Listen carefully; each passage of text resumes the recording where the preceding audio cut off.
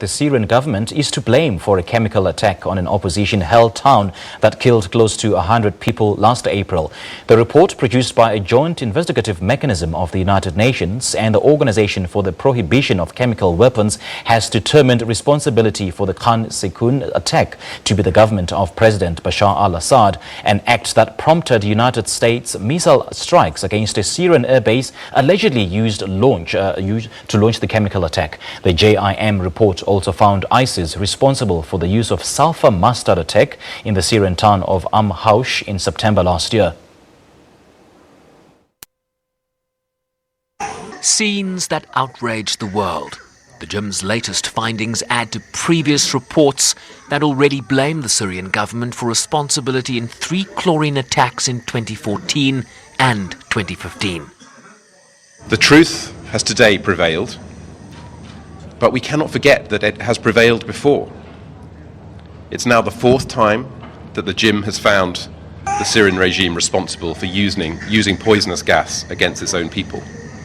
It now falls on the Security Council to act on these findings and to deliver justice, not just for those killed and maimed on that Tuesday morning 6 months ago, but also for all the victims of Assad's brutality.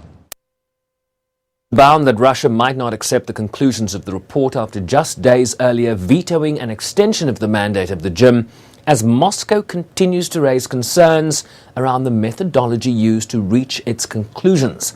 Russian Ambassador Vasily Nebenzia said earlier this week that they would revisit the mandate extension after they had studied the latest findings. Russia's foreign ministry has already criticized the report as having inconsistencies and unverified evidence. It's about the very future of the non-proliferation regime. It's about also accountability. In this case, those responsible will be held accountable. Impunity is simply not an option. It's also about deterrence. We are not speaking about a short-term concern here. It's about a long-term priority of consolidating the proliferation regimes.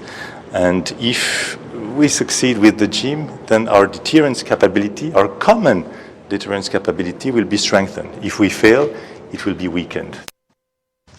Previous resolutions of the Council have threatened sanctions based on the JIM's findings, but that path remains unclear, with Russia's objections yet to fully play out.